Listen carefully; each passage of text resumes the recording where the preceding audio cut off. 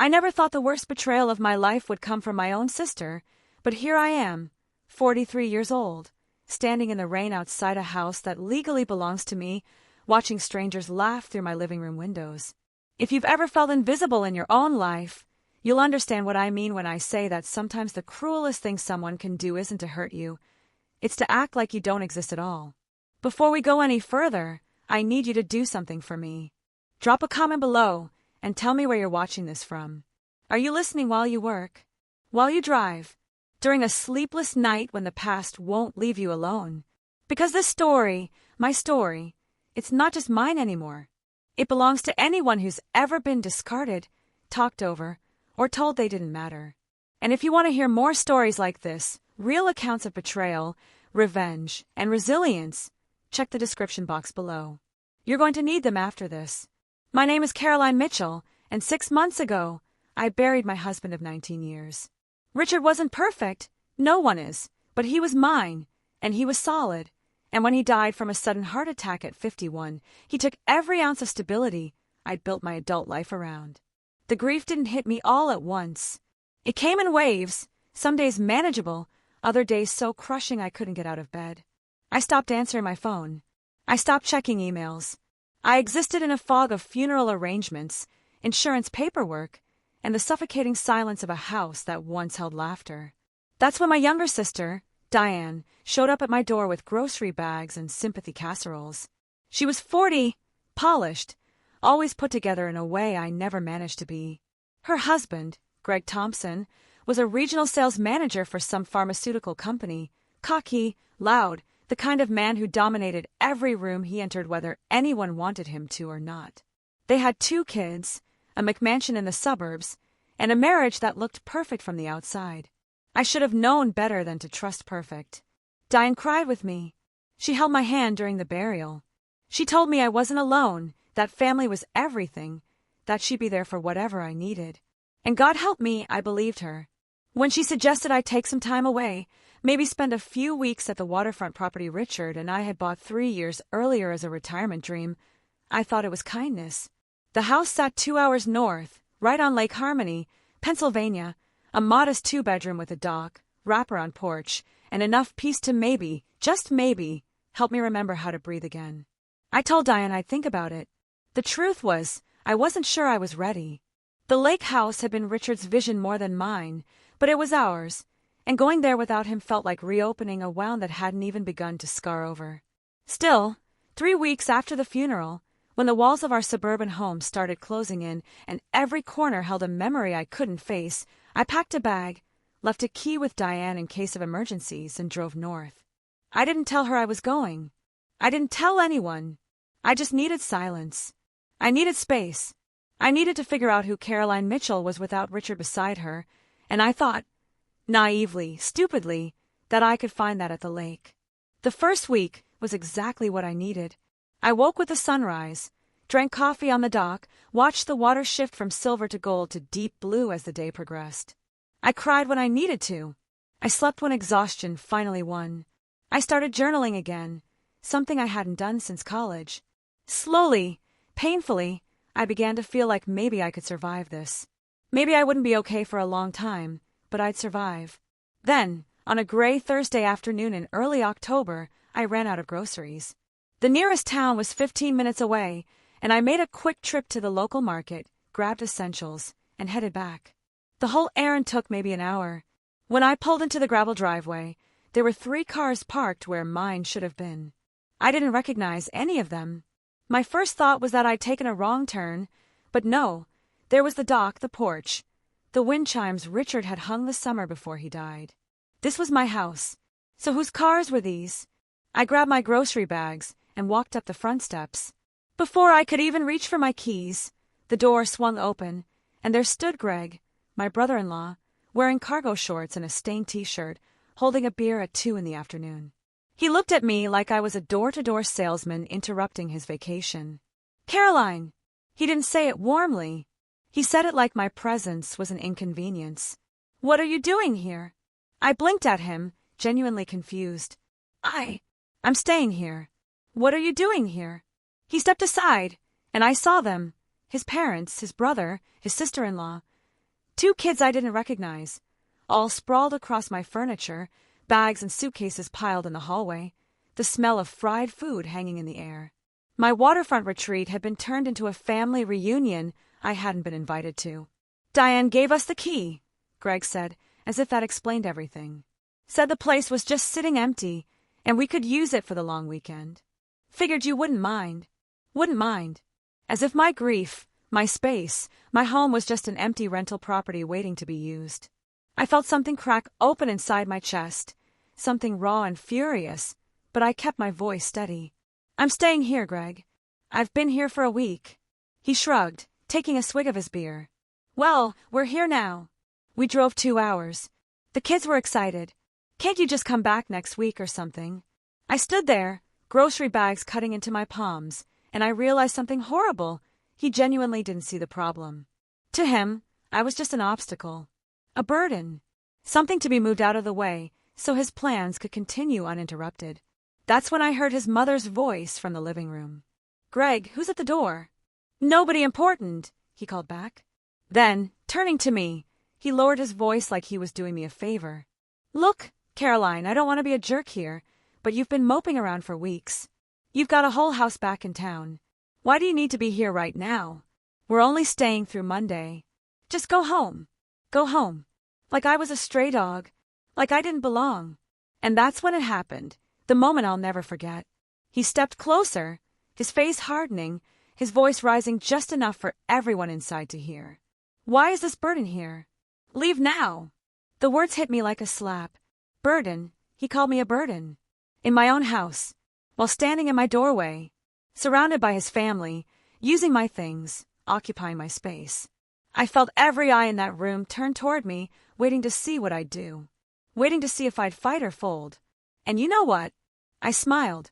I set down my grocery bags, looked Greg dead in the eye, and said the only thing I could manage without breaking. Certainly. I turned around, walked back to my car, and drove away. I didn't cry. Not yet. I just drove, hands gripping the wheel, so hard my knuckles turned white, my mind spinning with a single thought. How did I become so small that even my own family could treat me like I didn't matter? But here's what Greg didn't know. Here's what none of them knew. I wasn't running away. I was regrouping. And Karma was about to teach him a lesson I never could. I drove for 20 minutes before I had to pull over. My hands were shaking so badly I couldn't hold the steering wheel steady anymore, and the tears I'd been holding back came all at once, choking. Ugly sobs that left me gasping for air in the front seat of my Honda CR-V. I wasn't crying because Greg had yelled at me. I was crying because my sister, had handed over my sanctuary like it meant nothing. She'd given him the key, knowing I was grieving, knowing I was fragile, and she'd done it anyway. That's the thing about betrayal. It's not the act itself that destroys you. It's the realization that the person who hurt you knew exactly what they were doing and chose to do it anyway. I thought about calling Diane, demanding an explanation, screaming at her the way Greg had screamed at me. But what would that accomplish? She'd make excuses. She'd say she thought I was back home, that it was a miscommunication, that Greg didn't mean it the way it sounded. She'd gaslight me into believing I was overreacting, and I'd end up apologizing for being upset. I'd seen that pattern play out my whole life. Diane doing something selfish, me pointing it out, and somehow I'd be the bad guy by the end of the conversation. So instead, I sat in that car, parked on the shoulder of a two-lane highway, and I made a decision. I wasn't going to beg for respect. I wasn't going to explain why I deserved basic human decency. I was going to let them have their weekend. I was going to stay silent. And then, when the time was right, I was going to remind them exactly who owned that house. If you've ever been in a situation where you had to choose between making a scene and preserving your dignity, you know how hard that choice is. And if you're watching this because you need to hear someone say it's okay to walk away before you're ready to fight, then please hit that subscribe button. Because we're just getting started, and you're going to want to see how this ends. More stories like this are waiting for you in the description box below. I drove to a motel off the highway, a rundown place with stained carpets and a flickering neon sign that read vacancy in faded red letters. I checked in, paid cash, and sat on the edge of a lumpy mattress that smelled faintly of cigarette smoke. My phone buzzed. Diane. I didn't answer. It buzzed again. Greg. I turned it off. For the next 2 days, I stayed in that motel room, eating takeout and staring at the water-stained ceiling, replaying every moment of my life that had led me here. I thought about my marriage, about the ways Richard had always made me feel seen, even when I couldn't see myself.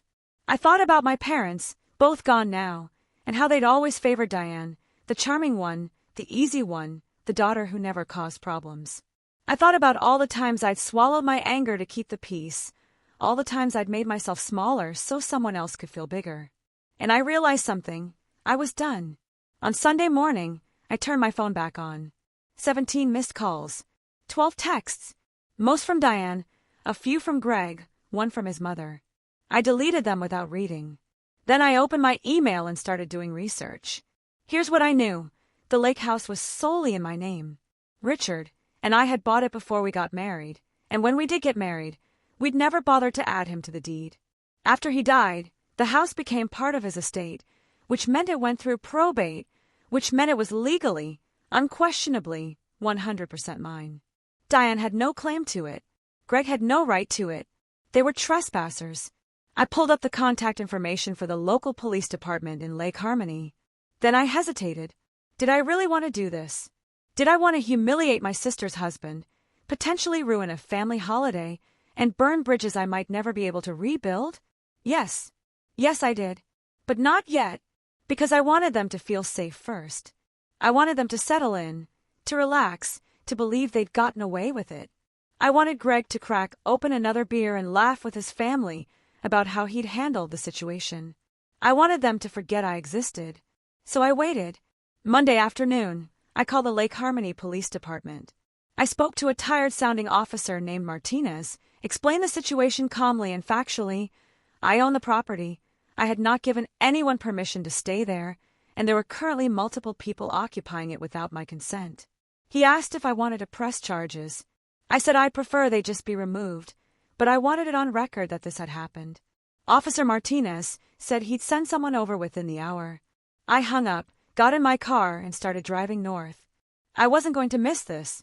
By the time I pulled into a gas station a mile down the road from my house, the sun was starting to set, casting long shadows across the lake. I parked where I could see the driveway and waited. 20 minutes later, a patrol car rolled past, headed toward my property. My phone rang. Diane. This time I answered. Caroline. Oh my God, where have you been? We've been trying to reach you for days. Her voice was frantic, breathless, the kind of panic that only comes when someone realizes they've been caught. I've been around, I said calmly. The police just showed up at the lake house. They're saying we're trespassing. They're threatening to arrest Greg. What the hell is going on? I let the silence stretch, just long enough for her to hear her own desperation echoing back at her. You gave him my key, Diane. You let him take over my house without asking me. What did you think was going to happen? I thought you were home. I thought the place was empty. This is insane, Caroline. You're calling the cops on family over a misunderstanding. It wasn't a misunderstanding, I said quietly. He called me a burden. He told me to leave. In my own house. Silence. He didn't mean it like that. Yes, he did. Caroline, please. His parents are here. His brother's kids. You're going to humiliate all of us over. Over what, Diane? Over being treated like I don't matter? Over being pushed out of the one place I had left to grieve in peace? My voice cracked, and I hated that it did, but I kept going. You chose him. You chose his comfort over mine. So now you get to live with that choice. I hung up. 10 minutes later, I watched from a distance as Greg, his family, and all their luggage were loaded into cars, escorted off the property by Officer Martinez and another officer I didn't recognize. Greg's face was red, his jaw clenched, and even from where I sat, I could see him shouting something at the officers. His mother looked mortified. His brother looked confused. And Diane stood on the porch, arms crossed, staring at her phone like she couldn't believe this was happening. I waited until they were gone. Then I drove up to my house, unlocked the door with my own key, and stepped inside. The place was a mess. Beer cans on the counter, dirty dishes in the sink, someone's wet towels on my bathroom floor. But it was mine again. I locked the door, poured myself a glass of wine, and stood on the porch, watching the last light fade over the water. And for the first time in months, I felt like I could breathe. The silence that followed was louder than any argument I'd ever had. Diane didn't call me. Greg didn't call me. For 3 days, my phone stayed quiet, and I convinced myself that maybe, just maybe, they'd finally understood. Maybe they'd realized what they'd done. Maybe they'd leave me alone to grieve in peace. I should have known better. On Thursday morning, I woke to the sound of my phone buzzing relentlessly on the nightstand. I reached for it, groggy and disoriented, and saw a string of text messages from numbers I didn't recognize. Then I saw the missed calls. Then I saw the voicemail notification. 12 voicemails. The first one was from Diane's mother-in-law, Greg's mother, a woman named Patricia Thompson. Her voice was cold, clipped, dripping with the kind of passive-aggressive righteousness that only comes from someone who's convinced they're on the moral high ground. Caroline, this is Patricia. I don't know what kind of game you're playing, but what you did to my son and his family was absolutely disgraceful. You called the police on us like we were criminals when all we wanted was a nice weekend getaway. Greg has been nothing but kind to you since Richard passed, and this is how you repay him? You should be ashamed of yourself. I hope you can live with what you've done. I deleted it and moved to the next.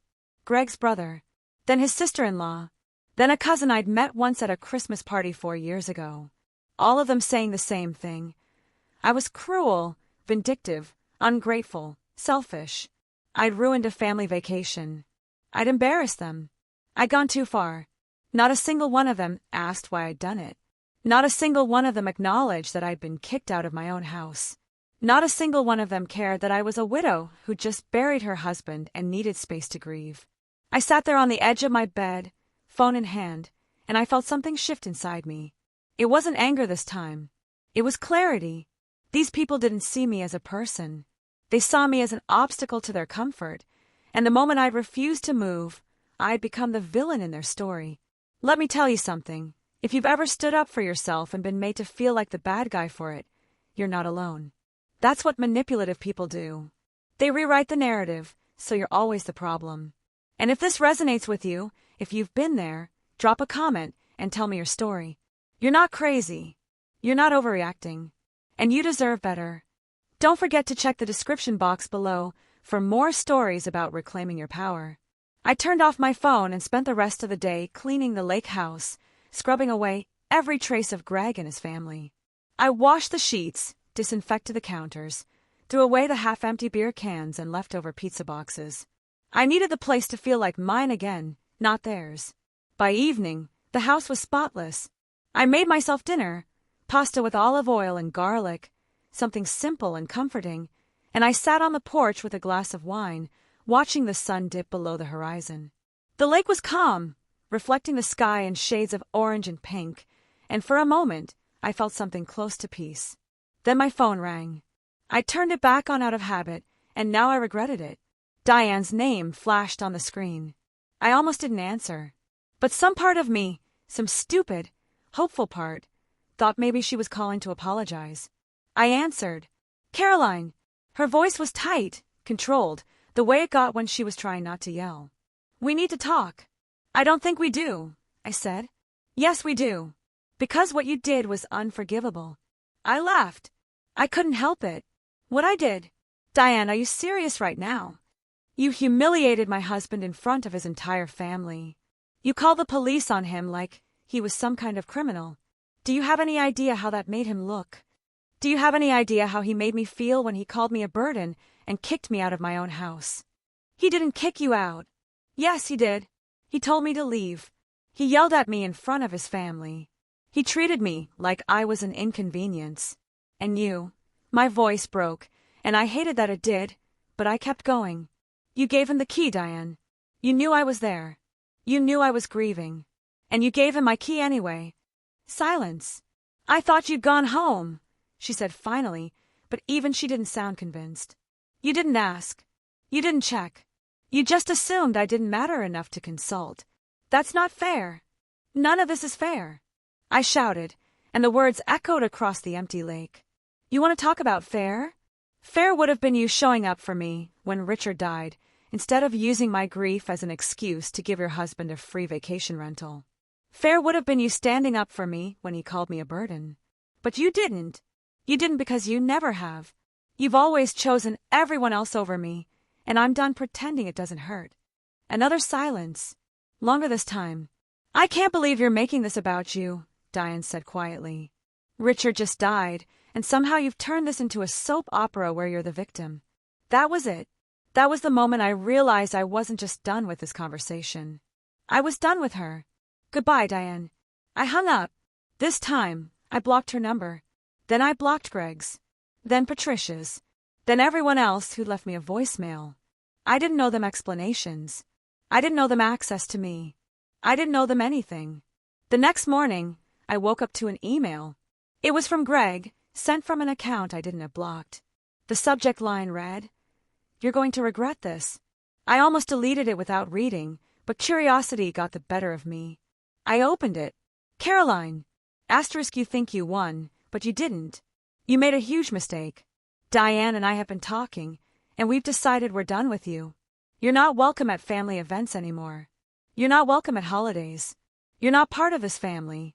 And when people ask why, we're going to tell them the truth, that you're bitter, vindictive, and can't handle the fact that the world doesn't revolve around you, *. You called the cops on me in front of my parents, my brother, my kids. You embarrassed me. You embarrassed my wife. And trust me, people are going to hear about this. Everyone's going to know what kind of person you really are, *. Good luck living with that. Greg. I read it twice. Then I printed it.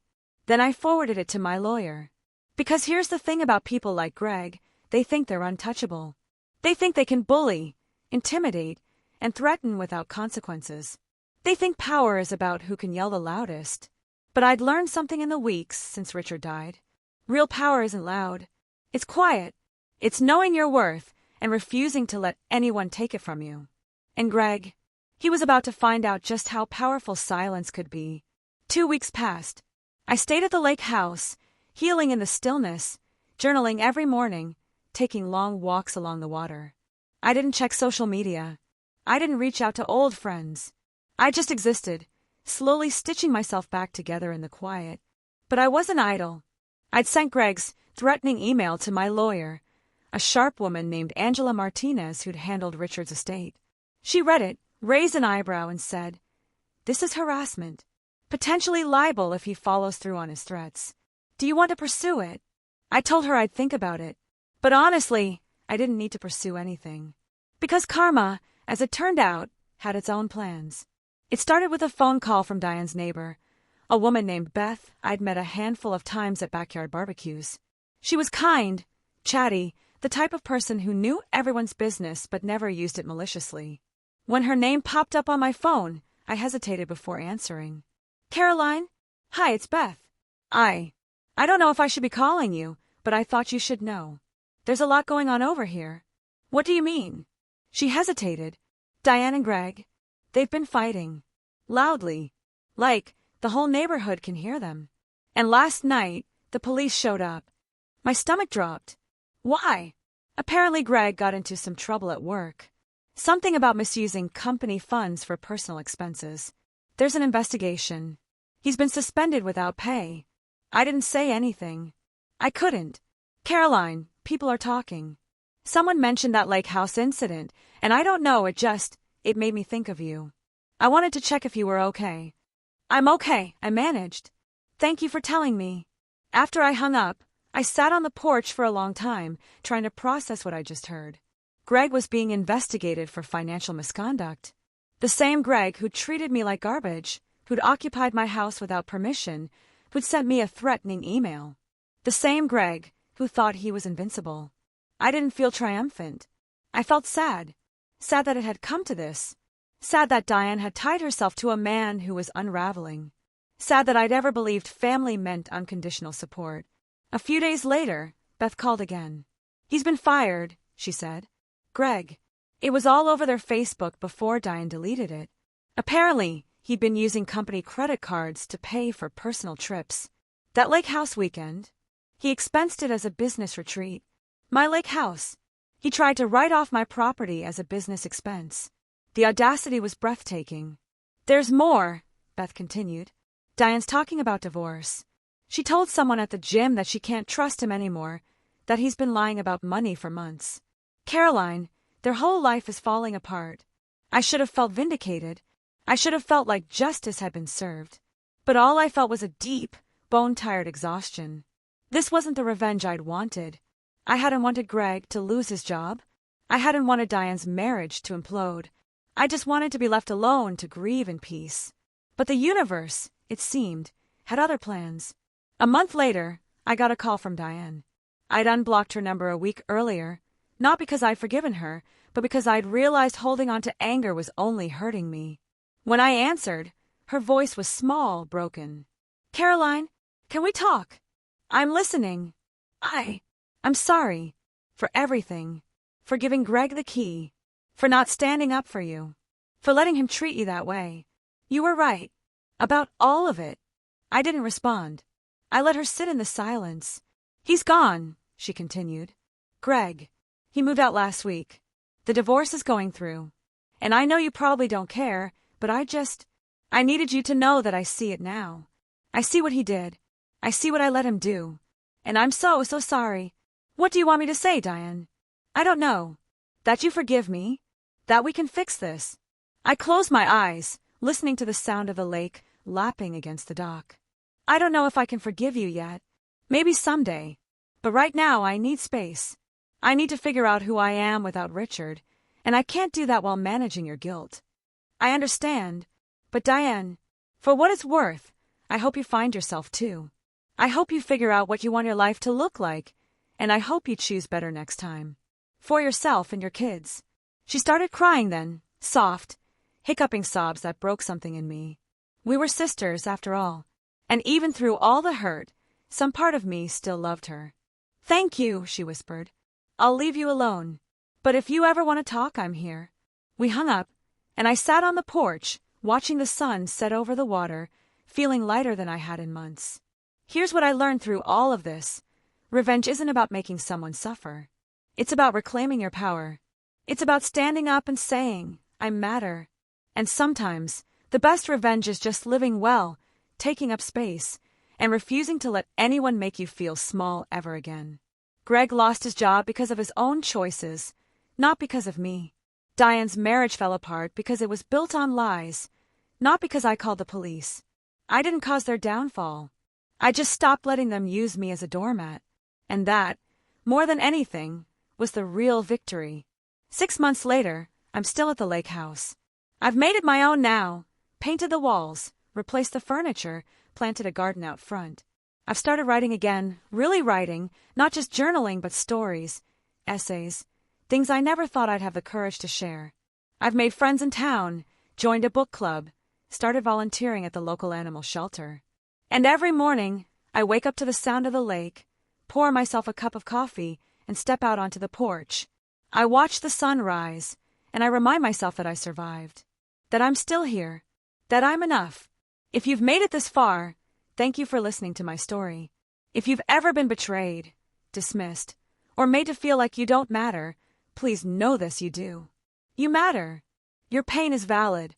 Your anger is justified. And you have every right to take up space in this world. Hit that subscribe button if this story resonated with you. Share it with someone who needs to hear it. And check the description box below for more stories like this, real, raw, and unfiltered. Stories about people who refused to stay down, who fought back, and who found themselves on the other side of betrayal. Because at the end of the day, that's what we're all trying to do, isn't it?